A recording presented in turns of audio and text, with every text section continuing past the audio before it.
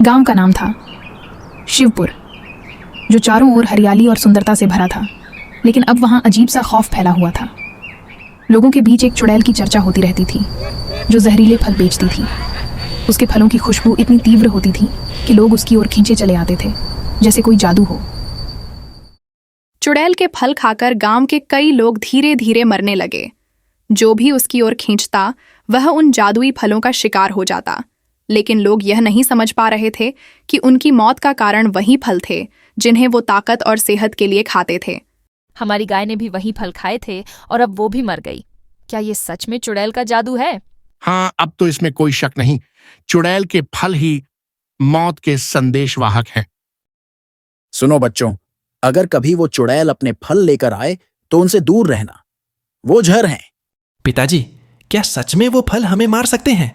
हमने गांव के जानवरों को मरते देखा है। हाँ बेटे, मैंने खुद देखा है कि जो भी उन फलों को खाता है वह जल्द ही बीमार हो जाता है। तुम दोनों ने जो देखा वह सच है। लेकिन पिताजी, अगर वो चुड़ैल हमारे दरवाजे पर आ गई तो हम क्या करेंगे?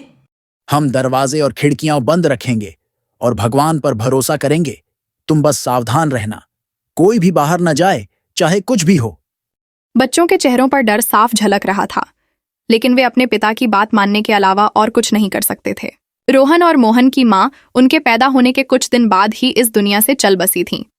अब दोनों भाई अपने पिता रामू के साथ रहते हैं, जो बड़े प्यार और जिम्मेदारी से उनकी परवरिश कर रहे हैं। गांव वालों को यह पता चल चुका था कि जैसे ही वे उसके फलों के पास जाते हैं, मौत उनकी इंतजार करती है।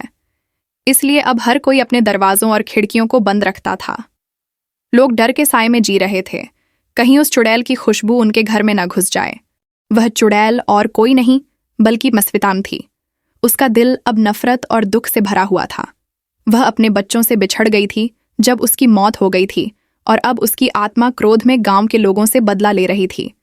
उसे ऐसा लगता था कि उसकी मृत्यु का कारण यह गांव ही है।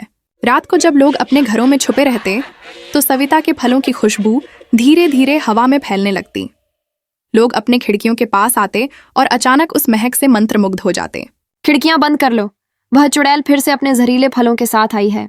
कहीं उसकी खुशबू अंदर ना आ जाए, नहीं तो हम भी मर जाएंगे। लेकिन कुछ लोग उसकी खुशबू से बच नहीं पाते थे और चुड़ैल की ओर खींचते चले जाते थे। जो एक बार उसके पास जाता वह वापस नहीं लौटता। सविता का दर्द सिर्फ बदले की आग नहीं था, बल्कि अपनी औलाद से मिलने की तीव्र इच्छा भी थी। वह गांव के हर कोने में उन्हें ढूंढती रहती, लेकिन उसे कभी यह एहसास नहीं हुआ कि वे बच्चे अब बड़े हो चुके थे। एक रात सविता गांव के एक घर के पास पहुंची। वह वही घर था जहां उसके अपने बच्चे रहते थे, लेकिन उसे यह पता नहीं था। कहाँ हो तुम मेरे बच्चों? मैं बस तुम्हें एक बार देखना चाहती हूँ। उस रात उसकी खुशबू से खींचकर रामू के बच्चे भी बाहर आ गए। जैसे ही वे बाहर निकले, सविता ने उन्हें देखा, लेकिन वह पहचान नहीं पाई। कौन हो तुम? हमें मत मारो। सविता उनके करीब गई, लेकिन तभी उसकी नजर उस कड़े पर पड़ी जो बच्चे के हाथ में था। वह कड़ा बिल्कुल वैसा ही था जो उसने अपने बच्चों के जन्म पर उनके लिए बनाया था। उसके अंदर एक अजीब सी अनुभूति हुई। ये कड़ा, ये तो मैंने अपने बच्चों के लिए बनवाया था। तुम कौन हो? हम रामू के बेटे हैं। माँ हमें छोड़कर बहुत पहले चली गई थी। सविता का दिल धड़कने लगा। उसकी यादें धीरे धीरे लौटने लगीं। उसकी आंखों में आंसू आ गए। नहीं, ये कैसे हो सकता है? ये बच्चे मेरे ही बच्चे हैं। मैं कैसे उन्हें मारने चली आई? उसका दिल टूटने लगा। वह जमीन पर बैठ गई और फूट फूट कर रोने लगी। मैंने कितनी जानें ले ली, पर अपनी ही औलाद को नहीं पहचान पाई। माफ कर दो मुझे। मैं सिर्फ एक माँ हूँ जो अपने बच्चों को देखना चाहती थी। बच्चों के मन में अब डर की जगह करुणा जाग उठी। उन्होंने अपनी माँ को गले लगाया। माँ, हमें तुम्हारी कमी हमेशा महसूस होती थी। हमने कभी तुम्हें भुलाया नहीं। सविता की आत्मा को अब शांति मिल रही थी। वह धीरे धीरे शांत हो गई।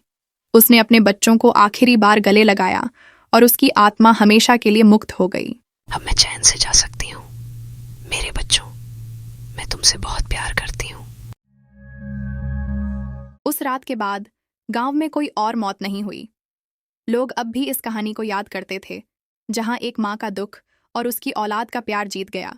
माँ की ममता वो सागर है जिसकी गहराई को कोई नाप नहीं सकता। उसकी बाहों में हर दर्द का मरहम है उसकी मुस्कान में हर दुख का अंत। बच्चा चाहे कितना भी बड़ा हो जाए, माँ की नज़रों में हमेशा वही नन्हा सा फूल बना रहता है। माँ का प्यार कभी कम नहीं होता, वो तो हर दिन और गहरा होता जाता है।